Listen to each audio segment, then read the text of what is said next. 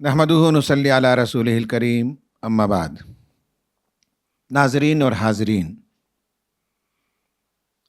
रमज़ानुल मुबारक की सिलसिला कुरान क्लास के तीसरे सेशन में आप हाज़िर हैं।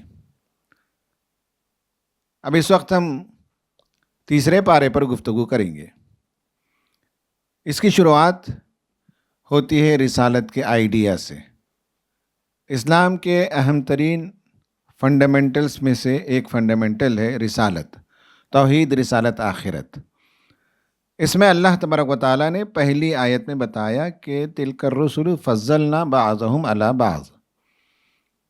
रसूलों के बारे में बताया कि अल्लाह ताला ने हर एक को दूसरे पर फजीलत अता की। हर एक के साथ अल्लाह ताला ने खुसूसी मामला किया। किसी के साथ अल्लाह ताला ने कलाम किया, किसी को दर्जात बुलंद किए और किसी को और खुसूसियात से नवाजा। फिर उसके बाद कुरान की एक अहम आयत आती है जिसे हम आयतुल कुर्सी कहते हैं, जिसमें तौहीद का ज़िक्र है, अल्लाह ताला की अज़मत का ज़िक्र है, उसके सिफ़ात का ज़िक्र है और सारी कायनात पर उसका इक़्तिदार है, उसका पावर है, उसकी हुकूमत है, उसकी सावर्निटी है, उसका इक़्तिदार है। ये तज़किरा मिला। फिर उसके बाद बताया गया कि दीन के अहम तरीन उसूलों में से एक उसूल यह है कि ला इकराह फिद्दीन, दीन के मामले में जबर नहीं, कोयर्शन नहीं। दीन को दावत के ज़रिए से पहुँचाया जाता है। जिसको समझना है समझे, जिसे रिजेक्ट करना है रिजेक्ट करे। मामला आखिरत में बंदे और खुदा का है। इसके दलील के तौर पर फिर 3 वाक़यात का ज़िक्र मिलता है, जिसमें हज़रत इब्राहीम अलैहिस्सलाम की 2 वाक़यात थी। एक और वाक़या है जिसके बारे में तर्जुमानुल कुरान में मौलाना अबुल कलाम आज़ाद ने कहा कि वह हज़रत उज़ैर अलैहिस्सलाम का क़िस्सा है। तो 3 गोया क़िस्से बयान किए गए, जिसमें 2 इब्राहीम अलैहिस्सलाम के, एक और किसी नबी का, जिसमें दावत के ज़रिए से उन्होंने कौमों को ज़िंदा किया, कौमों तक पैगाम पहुँचाया, बादशाह से मुकालिमा किया। दावत ही ज़रिया है ज़हनों को चेंज करने का, इसके अलावा कोई और ज़रिया नहीं है।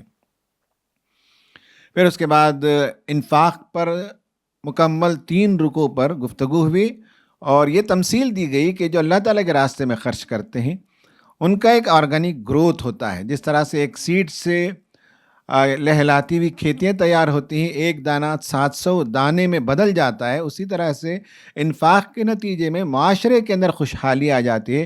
गोया माशरे के अंदर लहलाती हुई खेतियों में जो सुकून और जो तरक्की नज़र आती है, उस तरह माशरे के अंदर भी भलाइयाँ आने लगती हैं। उस पर सूरह बकरा ख़त्म होती है। उसके बाद सूरह आल इमरान शुरू होती है, जिसकी शुरुआत में मुहक्कम और मुतशाबह पर बहस है कि कुरान मजीद की आयतों की एक बड़ी तादाद मुहक्कम है, मजबूत है, अंडरस्टैंडेबल है।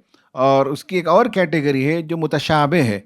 और मुतशाबह से मुराद वो नहीं है जो लोगों ने बाज़ मरतबे ये कहा कि जिसमें शुबा हो या जिसमें डाउट हो, इन मानों में नहीं है, एलिगोरिकल कह सकते हैं, यानी तशबीह की ज़ुबान में। जब जन्नत कहा तो बागात, आखिरत में जो इनाम मिलने वाला है हम नहीं जानते, लेकिन उसे अल्लाह ताला ने तशबीह दी। इसी तरह जो गैब की बातें हैं वो सब मुतशाबिहात में से हैं। और बाज़ मुतशाबिहात किसी ज़माने में मुतशाबिहात थे, लेकिन इल्म के आने के बाद वो मुहक्कम में शामिल हो जाते हैं। जैसे मादर रहम का जो बच्चा है वो उस ज़माने में लोगों के लिए तशबीह हो सकती थी, उसके बारे में वाकिफ़ियत नहीं थी। या सूरज का जलना और गर्मी और रोशनी का देना किसी ज़माने में लोगों के लिए वो काबिल फ़हम नहीं था, लेकिन आज हमारे लिए वो मुहक्कम आयतें हैं। फिर उसके बाद यहूद, उनकी जो कारस्तानियाँ रही, उसका तज़किरा है कि किस तरह से उन्होंने दुनिया में फ़साद को आम किया और अंबिया का कत्ल करते रहे। और दुनिया में वो लोग जो हक़ व इंसाफ की बात करते हैं उन्हें बेदरेक कत्ल कर देते थे। एक्स्ट्रा जुडिशल किलिंग की रिवायत इन्हीं से पड़ी है। फिर हज़रत ईसा अलैहिस्सलाम की पैदाइश का तज़किरा है, बीबी मरियम का ज़िक्र आया है। और फिर आखिर में ये फिर बताया गया है कि अहले किताब को कि बुलाएं उन्हें, तालो इला कलिमतिन सवाइम बैनना व बैनकुम, कि आए हम और तुम, हमारे और तुम्हारे दरमियान जो बात कामन है कि हम अल्लाह ताला के सिवा किसी की इबादत नहीं करेंगे। और आखिर में उनको वार्निंग दी गई कि देखो, रसूल तुम्हारे पीछे लगा हुआ है और तुम्हें खैर खाही के साथ बुला रहा है। अगर तुमने उसे रद्द कर दिया तो एक दिन ऐसा आएगा कि तुम्हारी तमन्ना होगी कि दुनिया کی دولت دے کر اللہ تعالیٰ کے پاس فدیے میں اپنی جان چھڑا سکو، لیکن آخرت کی برپا ہونے کے بعد تمہارے لیے نجات کا کوئی سامان نہیں ہے۔ اس پر یہ پارہ ختم ہوتا ہے۔ وآخر دعوانا ان الحمد للہ رب العالمین۔ میرا سوال سورہ آل عمران کی 28 نمبر کی آیت سے ہے کہ مومن اہل ایمان کو چھوڑ کر کافروں کو اپنا رفیق نہ بناؤ۔ اس آیت کے ذریعے سے امت کا ایک گروہ ہے جو یہ سمجھتا ہے کہ کافروں کو، غیر مسلموں کو بالکل دوست نہیں بنانا چاہیے۔ اس کے ذریعے سے اگر ہم اس آیت کی اس تعویل پر عمل کرتے ہیں تو پھر جو اسلام کی جو دعوت ہے وہ کس طرح لوگوں تک پہنچائی جائیں گی؟ اس کی تھوڑی وضاحت کر دیجیے۔ اس کا جواب سمپل ہے، اولیاء ہے، اس کا سنگولر ہے ولی۔ یہ کہا گیا کہ لا يتخذ المؤمنون الکافرین اولیاء من دون المؤمنین، کہ مومنوں کو ایسا نہیں کرنا چاہیے کہ وہ مومنوں کو چھوڑ کر کافروں کو اپنا اولیاء بنا لیں۔ تو ولی کا ایک مطلب ہے دوست، ولی کا ایک مطلب ہے سرپرست اور گارڈین۔ تو یہاں جو منع کیا گیا ہے وہ ایک کہ گارڈین کسی کو بنا لیں۔ گارڈین بنانے کا مطلب ہوتا ہے کہ ان کے اشاروں پر چلیں، ان کے مشوروں پر چلیں، ان کے دیے ہوئے فارمولے کے مطابق کام کریں۔ تو یہود اور نصارہ اور کافروں کے بارے میں یہ بتایا گیا کہ وہ تمہارے گارڈین نہیں ہو سکتے، تمہارے رہنما نہیں ہو سکتے۔ اب تمہارے پاس رہنمائی آ چکی ہے تو تم رہنمائی کرو۔ دوستی کرنے سے بالکل منع نہیں کیا گیا، دوستی کریں ان کے ساتھ کھائیں پئیں، لین دین کریں، تجارت کریں، زندگی کے جو عام تعلقات تھی وہ بالکل مضبوط اور مستحکم ہو۔ اسلام اس سے منع نہیں کرتا ہے۔ یہ اس آیت کا سمپل مفہوم ہے۔ قرآن مجید میں جس جگہ کئی جگہ یہ بات آئی ہے اہل کتاب کو اپنا ولی مت بناؤ، کافروں کو اپنا ولی مت بناؤ، سیاق یہ بتاتا ہے کہ یہ وہاں پر آئی ہے جہاں پر کہ خیر و شر کا معرکہ برپا ہے۔ ایک مومنوں کا فریق ہے اور ایک ان کے مقابلے میں انکار کرنے والوں کا فریق ہے، جھٹلانے والوں کا فریق ہے۔ تو دونوں فریقوں میں سے آپ کس کے ساتھ کھڑے ہوتے ہیں؟ تو اس بات سے منع کیا ہے کہ تم مومنوں کے فریق کو چھوڑ کر، جبکہ معرکہ برپا ہے، حق و باطل کی کشمکش ہے، اس میں تم مومنوں کے فریق کو چھوڑ کر تم کافروں کے فریق میں جا کر مت کھڑے ہو جاؤ۔ تو یہ دراصل اپنی پوزیشن طے کرنے کا مسئلہ ہے کہ آپ کی پوزیشن جب حق و باطل کی کشمکش ہو تو آپ کی پوزیشن کیا ہوگی، اہل حق کے ساتھ ہوگی یا اہل باطل کے ساتھ ہوگی۔ تو اس تناظر میں ایسی ساری آیتوں کو اگر دیکھیں تو بہت واضح ہمیں رہنمائی ملتی ہے۔ میرا سوال یہ ہے کہ قرآن میں ارشاد ہوا ہے آیت نمبر 18 میں، شہید اللہ انہ لا الہ الا ہو۔ ترجمہ اس کا یہ ہے، یعنی اللہ نے خود شہادت دی کہ اس کے سوا کوئی خدا نہیں۔ تو اس میں شہادت دینے سے کیا مفہوم ہے؟ کس چیز کی شہادت دی؟ شہادت کو تھوڑا سا واضح کر دیں۔ ایک تو یہ بتایا گیا ہے کہ اللہ تعالیٰ کا اعلان ہے، اللہ تعالیٰ نے خود یہ بات اعلان کر دی ہے، یا خود اس بات کا اعلان کر دیا ہے کہ اللہ کے سوا کوئی اور عبادت کے لائق نہیں ہے، کوئی اور معبود نہیں ہے۔ تو اللہ کا اعلان ہے، اور اسی اعلان کو فرشتے بھی دہرا رہے ہیں، اور اسی اعلان کو جنہیں صحیح علم حاصل ہو رہا ہے وہ بھی اس اعلان کو دہرا رہے ہیں۔ تو توحید کا جو اعلان ہے اور شرک کی نفی کا جو اعلان ہے، وہ اعلان ایسا نہیں ہے کہ آج کوئی ایک شخص کہہ رہا ہو، بلکہ یہ وہ اعلان ہے جو اللہ تعالیٰ نے بھی جس کا اعلان کیا ہے، اور فرشتوں نے بھی اس کو دہرایا ہے، اور جس کو بھی جب صحیح علم حاصل ہو جائے یا علم حاصل ہو جائے تو وہ بھی اس بات کو کا علمبردار بنتا ہے، اس بات کا اعلان کرتا ہے۔ آیت نمبر 256، لا اکراہ فی الدین قد تبین الرشد من الغی فمن یکفر بالطاغوت ویؤمن باللہ فقد استمسک بالعروۃ الوثقی لا انفصام لہا۔ اس میں طاغوت سے کیا مراد ہے، اور کیا کیا چیزیں ہماری زندگی میں طاغوت کی حیثیت رکھتی ہیں؟ بسم اللہ الرحمن الرحیم۔ سورہ نمبر 2 آیت نمبر 256 پر سوال آیا ہے کہ فمن یکفر بالطاغوت ویؤمن باللہ فقد استمسک بالعروۃ الوثقی۔ اس میں جس نے طاغوت کے ساتھ کفر کیا اور اللہ پر ایمان لے آیا، گویا اس نے ایک مضبوط سہارا تھام لیا۔ یہ اسلام کا طریقہ ہے، لا الہ الا اللہ۔ تو پہلے کسی چیز کی نفی کی جاتی ہے پھر اس کا اثبات ہے، یعنی کوئی الہ نہیں، پہلے اس کو ڈینائی کرنا پڑے گا، پھر اس کے بعد یہ کہنا پڑے گا کہ الا اللہ، سوائے اللہ کے کوئی اور خدا نہیں ہے۔ اسی طرح سے اللہ تعالیٰ ہی مقتدر اعلیٰ ہے، اس کے علاوہ کوئی ساورین نہیں ہے، کوئی ٹروتھ نہیں ہے، کوئی حق نہیں ہے، کوئی سچائی نہیں ہے۔ اس کے علاوہ جتنے لوگ دعوے دار ہیں وہ سب طاغوت ہیں، جو خدا کے مقابلے میں ساورین بنتے ہوں، لا گیور بنتے ہوں، جو خدا کے مقابلے میں عبادت کے مستحق بنتے ہوں یا اس کا کلیم کرتے ہوں یا سچائی کا دعویٰ کرتے ہوں اور کہتے ہوں کہ سچائی ان کے پاس ہے، یہ جتنے کلیمز دنیا میں ہوں گے وہ سب باطل ہیں، وہ سب طاغوت ہیں۔ تو طاغوت سے کفر کرنا اللہ پر ایمان لانے کے لیے لازم ہے۔ مولانا مودودی رحمۃ اللہ علیہ نے بہت ہی خوبصورت بات بتائی ہے کہ طاغوت سے مراد یہ ہے کہ بعض لوگ اللہ تعالیٰ پر ایمان رکھتے ہیں لیکن عملاً جو ہے وہ اس کے خلاف ورزی کرتے ہیں، تو وہ فسق میں مبتلا ہیں، فاسق ہو جاتے ہیں، وہ بھی اپنے حد سے آگے بڑھتے ہیں، وہ طغیانی ہے، طاغوت ہے۔ پھر یہ بھی کہا کہ کچھ لوگ وہ ہوتے ہیں جو خدا کا انکار کر بیٹھتے ہیں، تو یہ بھی طاغوت ہیں، چونکہ بندہ اپنے حدود کو تجاوز کرتا ہے، طغیانی کرتا ہے، سرکشی کرتا ہے۔ اور تیسرا یہ کہ کچھ لوگ وہ ہوتے ہیں جو خود خدائی کے دعوے دار ہوتے ہیں یا اس بات کے دعوے دار ہوتے ہیں کہ وہ ساورین ہیں، وہ فائنل اتھارٹی ہیں، وہ قانون دینے والے ہیں، وہ لا گیور ہیں، اپنے آپ کو اس پوزیشن پر رکھتے ہیں، تو وہ بھی گویا کہ خدا کے حقوق پر ڈاکے ڈالتے ہیں، طغیانی کرتے ہیں، سرکشی کرتے ہیں، ٹرانسگریشن کرتے ہیں، اور اس لیے وہ طاغوت ہیں۔ اب اس میں آپ جہاں جہاں دیکھیں ان تین ڈیفینیشن میں تو آپ خود اپلائی کر سکتے ہیں، اس کی فہرست دینا ضروری نہیں ہے۔ یہ تین جو لیول ہیں کہ خدا کو مانے لیکن عملاً جو ہے خدا کی نافرمانی کرے یا خدا کا انکار کرے یا خدا خود بن بیٹھے، یہ ساری طغیانی ہیں، اور اس میں 100 قسم کے لوگ نکل سکتے ہیں، وہ فہرست آپ خود بنا سکتے ہیں۔ دغا کا مطلب ہوتا ہے سرکشی کرنا، اپنے حد سے تجاوز کر جانا۔ تو سرکشی کی جو سب سے آخری شکل ہے یا سب سے انتہائی شکل ہے، ایکسٹریم ہے، وہ یہ ہے کہ آدمی اپنے آپ کو یا کوئی مخلوق اپنے آپ کو اللہ تعالیٰ کے مقابلے میں کھڑا کر لے۔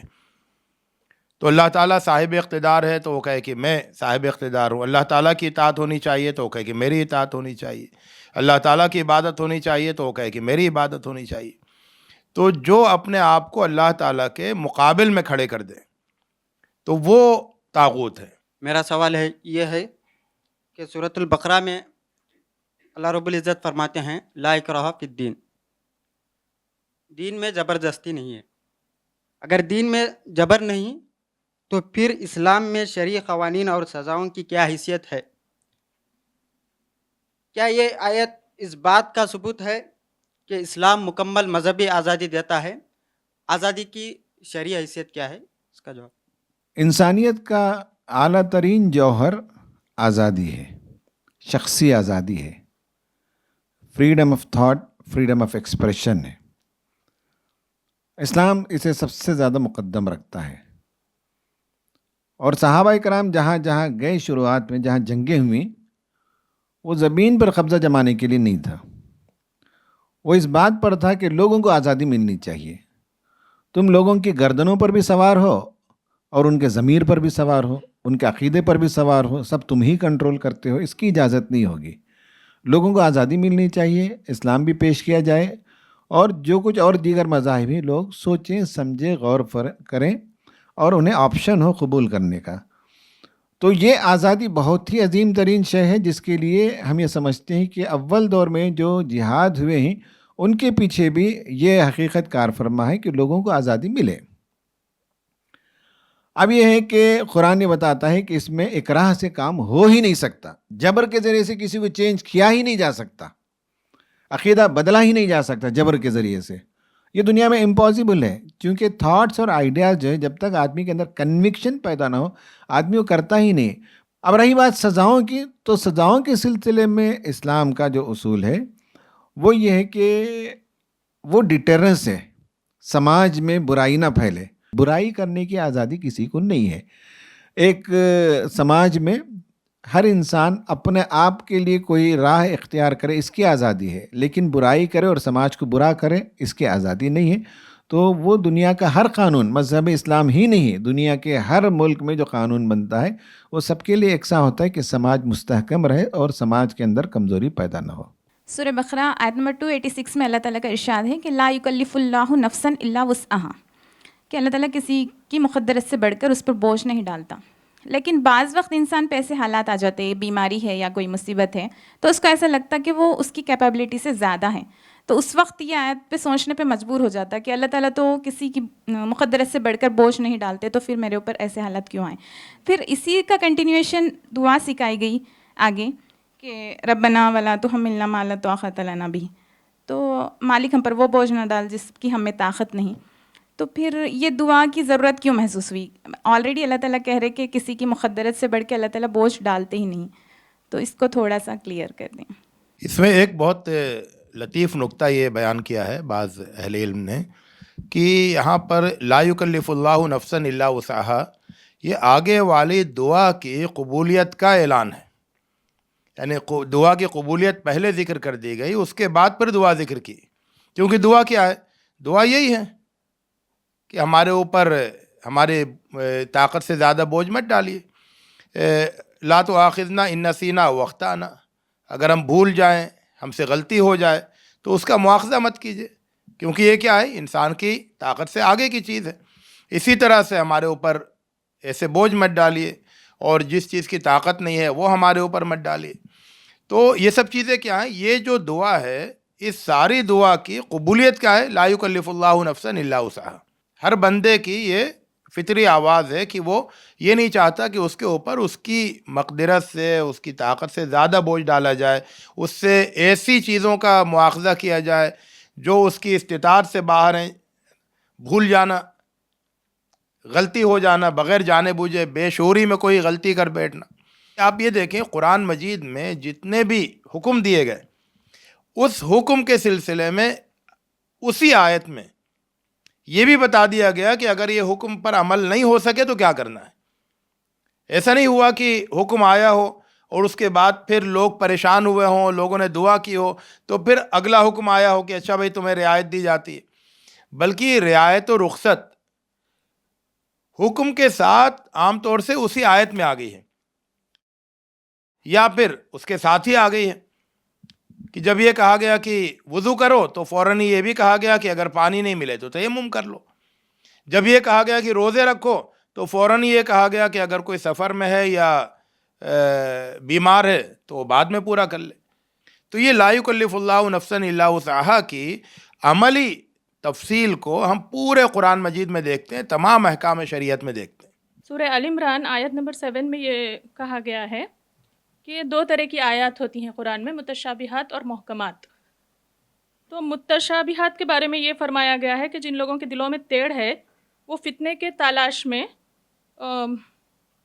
متشابہات کے ہی پیچھے پڑے رہتے ہیں، اور محکمات کے بارے میں جو ہے اصل بنیاد کہا گیا ہے۔ تو سوال یہ ہے کہ کچھ جگہ ہم لوگوں کو معلوم ہوتا ہے کہ عقل سے کام لینا، کئی جگہ قرآن میں ذکر ہے افلا تعقلون بول کر، تو اس میں عقل کی کوئی گنجائش نہیں ہے متشابہات میں۔ تو محکمات میں کیا شریعت ہم کو یہ گنجائش دیتی ہے کہ ہر احکام پر ہم سوال کر سکتے ہیں کہ یہ حکم کیوں ہے؟ دیکھیں، محکمات اور متشابہات یہ 2 براڈر کیٹیگریز ہیں۔ جب ہم محکم کہتے ہیں تو وہ اسٹریٹ فارورڈ آیتیں ہیں جس کی میننگ ایکسپلیسٹ ہے، ان ایمبیگوئس ہے، اس میں آپ سوال کر لیں کوئی پرابلم ہی نہیں ہے۔ اسلام کے جتنی محکم آیتیں ہیں ان پر کوئی بھی سوال آدمی کرے تو اس سے کوئی پریشان ہونے کی ضرورت نہیں ہے، عقل سے اس کا جواب ملے گا۔ خدا ہے کہ نہیں ہے کوئی آدمی سوال کر سکتا ہے، اپنے آپ سے سوال کرے، کسی سے سوال کرے، قرآن اس کا جواب دے گا۔ کوئی کہے کہ اس کائنات میں کئی خدا ہیں کہ نہیں ہیں، ٹھیک ہے سوال کر لیں، تو سوال کا جواب قرآن بتائے گا، بلکہ قرآن خود سوال کرے گا، پڑھنے والے سے ڈیبیٹ کرے گا۔ اگر تم کہتے ہو کہ 1 سے 2 خدا ہیں تو بتاؤ اس کائنات میں نظم کیسے ہے؟ تو سوالات کرنے سے تو ممانعت نہیں ہے۔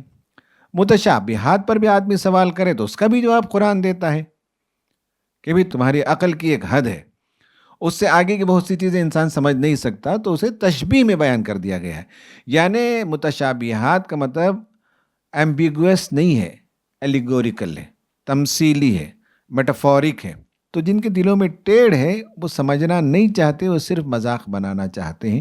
تو آپ کا جو پہلا سوال ہے کہ کوشچن کرنے سے ممانعت نہیں ہے، ہر چیز کا جواب، اطمینان بخش جواب، عقل جس سے مطمئن ہو جائے، قرآن کے اندر موجود ہے. سوال یہ ہے کہ آیت میں ہے ولا تکتموا الشہادہ، تو یہاں پہ شہادت سے مراد حق کی شہادت کو چھپانا ہے، یا پھر اس سے منع کیا گیا ہے، یا پھر عام زندگی میں کسی کو بھی کوئی شہادت دینا مراد ہے، یا دونوں بھی مراد ہیں یہاں پر؟ یہاں پر جو گفتگو ہے وہ تو باہمی معاملات میں گواہ بنانے کی بات کہی گئی کہ جب ادھار کے معاملات ہوں تو اس میں گواہ بناؤ، اور جو خرید و فروخت کے بڑے معاملات ہیں اس میں بھی گواہ بناؤ. تو جب گواہ بنائیں گے تو گواہی وجود میں آئے گی. تو اگر اس گواہی کو چھپا لیں گے تو پھر حق چھپ جائے گا، جس کے نتیجے میں پھر گویا کہ فساد برپا ہوگا، لوگوں کی حق تلفی ہوگی، لوگوں کے حقوق کی پامالی ہوگی، تو ایک بہت بڑا بگاڑ پیدا ہوگا. تو اسی لیے بہت ہی اصولی بات بتائی گئی کہ جہاں گواہ بنانا ہے اور جہاں گواہی وجود میں آ رہی ہے تو پھر اس گواہی کی حفاظت ہونی چاہیے، اس گواہی کا جہاں ضرورت ہو اس گواہی کا اظہار ہونا چاہیے، اعلان ہونا چاہیے، اس کو چھپایا نہیں جائے.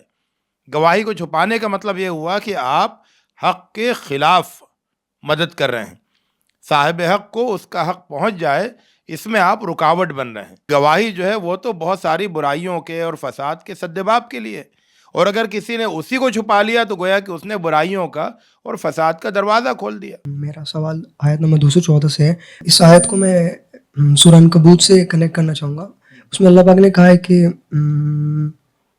کیا لوگوں نے یہ سمجھا ہے کہ صرف یہ کہہ دینے سے زبان سے کہ ہم ایمان لے آئیں ان کو آزمایا نہیں جائے گا، جبکہ اللہ تعالیٰ میں پرسنلی جانتا ہے کہ ہم مومن ہیں، مطلب مومن ہے، اس کے بعد بھی اللہ پاک کیوں ہمیں چیک کرنا چاہتا ہے آزمائشوں کے تھرو، جبکہ وہ تو ہمیں جانتا ہے کہ انڈیویجول بندہ میرے ساتھ مخلص ہے، منافق نہیں ہے. اللہ تعالیٰ کا علم کیا ہے وہ ہم نہیں جانتے، وہ سب کچھ جانتا ہے. وہ دنیا بننے سے پہلے کا علم رکھتا ہے، ہماری پیدائش سے پہلے کا علم رکھتا ہے، ہم آخرت میں کہاں پہنچیں گے اس کا علم رکھتا ہے. لیکن ہمارے ساتھ جو معاملہ ہوگا وہ اس کے علم کی بنیاد پر نہیں ہے، ہمارے عمل کی بنیاد پر ہے. ہم کیا ہیں وہ ہمارا عمل ہے. ہم مخلص ہیں، آپ یہ کہتے ہیں کہ اللہ تعالیٰ جانتا ہے، تو مخلص ہی تو خلوص دکھائیے. آپ امانت دار ہیں، اللہ تعالیٰ جانتا ہے، کیسے جانے گا؟ دنیا کو بتائیے آپ امانت دار ہیں تو امانت ادا کر کے دکھائیں. آپ یہ سمجھتے ہیں کہ صاحب آپ تو خدا سے ڈرنے والے ہیں، تو ڈر کر دکھائیے خدا سے، ڈنڈی نہ ماریں، رشوت نہ لیں، گھر میں جو ہے حسن سلوک کریں. تو اصل چیز ہے آخرت میں جو اجر ملنے والا ہے یا جو سزا ملنے والی ہے وہ عمل کی بنیاد پر ہے. اللہ تعالیٰ سب کچھ جانتا ہے، اس کا امپیکٹ ہمارے نتیجے پر نہیں ہے، ہمارا نتیجہ ہمارے عمل سے ہے. تو اب یہ بتایا گیا کہ جب تم ایمان لے آئے ہو تمہیں اس ایمان کو اپہولڈ کرنے کے لیے کام کرنا پڑے گا، اور اس کا ریسیپی ہی کچھ ایسا بنا ہے کہ اس میں آزمائشیں آتی ہیں. جو بھی کلمہ حق لے کر اٹھے گا تو اس کے لیے آزمائشیں آتی ہیں. تو ابھی تمہاری یہ آزمائش ہے کہ تم کلمے پر قائم رہتے ہو کہ نہیں رہتے ہو. مصیبتیں آ گئیں، تنگیاں آ گئیں، بیماریاں آ گئیں، دشمنوں نے یلغار کر دیا، تو اسلام کے سارے حکم پر عمل کرنے کا موقع اب ہے. تو یہ آزمائشیں آتی ہی لازماً آئیں گی، اسی سے تمہارا ٹیسٹ ہے، اسی پر تمہارے لیے اجر ہے. باقی جو کچھ اللہ تعالیٰ جانتا ہے وہ جانتا ہے، مگر ہمارا انجام ہمارے عمل کے مطابق ہے. میرا سوال ہے آیت نمبر 275 میں جو سود کا ذکر آیا ہے، اور پھر یہ بھی اس میں بتایا گیا ہے کہ تجارت بھی جو ہے آخر سود ہی ہے، وہ لوگ بھی کہتے تھے اس وقت، تو سود کو کیوں حرام کیا گیا ہے؟ اور اس کے ساتھ یہ بھی ہے کہ اگر سود کا پیسہ ہمارے پاس ہے تو کیا ہم اس کو غیر مسلموں کو، دو سوال ہے یہ، کیا ہم اس کو غیر مسلم کو یا پھر کوئی ایسا دائم المرض ہے جیسے کینسر وغیرہ کے، تو کیا ان کو سود کا پیسہ دینا جائز ہے؟ سود پر بہت تفصیل سے ہم نے گزشتہ رمضان گفتگو کی ہے، تو ایک مرتبہ اس کو دیکھ لیں، جہاں ہم نے بتایا ہے کہ سود اسلام میں کیوں حرام قرار دیا گیا. اس لیے کہ پیسے جو ہے وہ کاموڈیٹی نہیں ہے کہ اسے دیں اور اس پر منافع کمائیں. ایک تاجر بے شمار محنت کرتا ہے، را مٹیریل لے آتا ہے، گورنمنٹ کے ڈیفرنٹ آفیسز گھوم پھر کر سرٹیفکیشنز لانا پڑتا ہے، قانون کے مطابق اپنا شیڈ بنانا پڑتا ہے، 100-200 نوکروں کو رکھتا ہے، مال کو پروڈیوس کرتا ہے، اس میں نقصان ہونے کا اندیشہ ہوتا ہے، اور ساری محنت کرنے کے بعد یہ نفع کمائے یا نہ کمائے، لیکن جو پروڈکٹ لے آتا ہے را مٹیریل، اس پر جی ایس ٹی دیتا ہے، اس کے بعد 100 ورکرز کام کرتے ہیں، ان کی سیلری دیتا ہے، جو شیڈ رکھا ہوا ہے اس کے ٹیکسز بھرتا ہے، اس کے بعد کچھ پیسے بچ جائے تو اس کے لیے نفع ہے، اگر پیسے نہ بچے تو بھی وہ انڈسٹری چلاتا ہے، یہ سارا رسک وہ لیتا ہے، اور رسک کے بغیر پیسے جو کماتا ہے وہ سود خور ہوتا ہے کہ جس نے پیسے دیے، لینڈنگ کی ہے، اسے کوئی رسک نہیں ہے، اسے کوئی محنت نہیں ہے، تو اس کے نتیجے میں دنیا بھی یہ مانتی ہے، صرف اسلام نہیں۔ اس لیکچر میں نے بتایا ہے کہ دنیا کے تمام مذاہب سود کو ناجائز قرار دیتے رہے، دھیرے دھیرے انہوں نے بعد میں اس میں لچک پیدا کی، یہودیوں کے یہاں بھی ممنوع تھا، لیکن بعد میں کہا گیا کہ غیر یہودیوں سے سود لیا جا سکتا ہے، عیسائی مذہب میں بھی یہ ممنوع تھا، لیکن بعد میں لوئر ریٹ آف انٹرسٹ کا دروازہ انہوں نے کھول دیا، ہندو مذہب میں یہ بالکل ممنوع تھا، اور اپر کاسٹ کے لوگوں کو منو نے کہا کہ بالکل تمہیں نہیں لینا چاہیے، 3 طبقوں کا نام لے کر بتایا اس نے، پھر اس کے بعد اس میں تھوڑی سی لچک پیدا کر دی۔ تو دنیا میں ہر زمانے میں اسے ممنوع اور حرام اس لیے قرار دیا کہ اکانومی میں امبیلنس پیدا ہوتا ہے، اور دولت جو ہے وہ غریبوں سے مالداروں کی طرف کچھ ہاتھوں میں منتقل ہو جاتی ہے، اس لیے دنیا نے کبھی اسے پسند نہیں کیا، اسلام نے اسے منع کیا۔ تجارت میں نے بتایا رسک ہوتا ہے، اور اس میں کوئی رسک نہیں ہوتا، اور غریبوں کا خون چوسا جاتا ہے۔ کسی دن یہ ورڈ استعمال ہوا ہے ویدک دھرم میں، یعنی یہ ہے کہ وہ دوسروں کا لقمہ چھین لیتا ہے، یہودیوں میں بھی یہی لفظ استعمال ہوا کہ دوسروں کا لقمہ چھیننے والا، اپنی محنت کے بغیر اڑا لینے والا، اچک لینے والا۔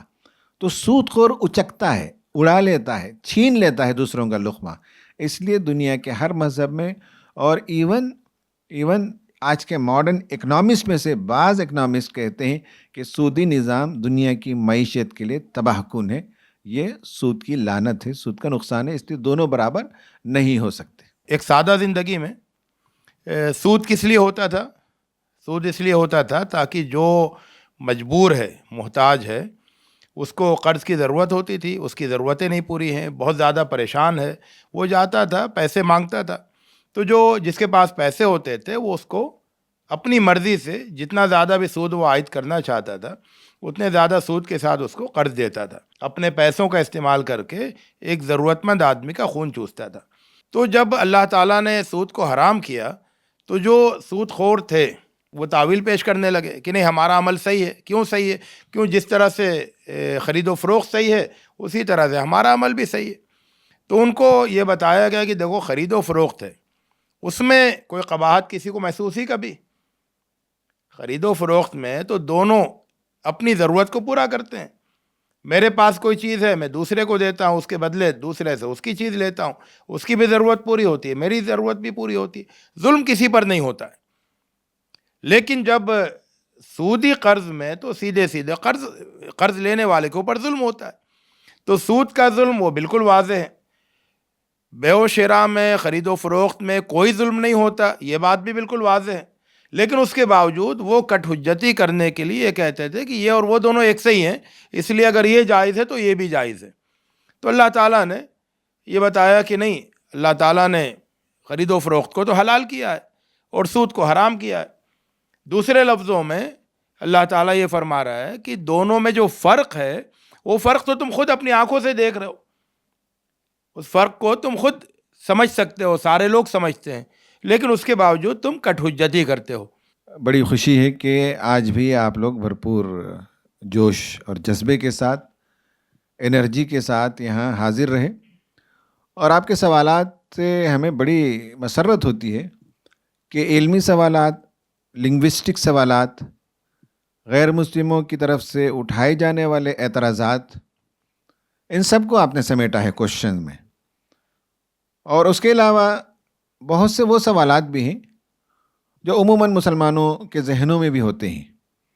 تو جیسے کہ پہلا ہی سوال آیا تھا کہ کہ غیر مسلموں کو اپنا ولی نہ بناؤ. تو خود ہمارے مسلم سماج کے اندر بھی جن کا مطالعہ قرآن کا نہیں ہے انہیں بھی بعض چیزوں کے بارے میں سوال ہوتا ہے. تو لا علمی کا حل یہی ہے کہ سوال کیا جائے، اور سوال کا جواب ہی ان کا علاج ہے کہ آدمی کو کوئی چیز نہ معلوم ہو تو سوال کر لے، اور سوال کرنے کے نتیجے میں اس کے پاس جب جواب آتا ہے تو اس کے علم میں اضافہ ہوتا ہے. تو آپ سب کا بہت بہت شکریہ، اور انشاءاللہ پھر کل ملاقات کریں گے.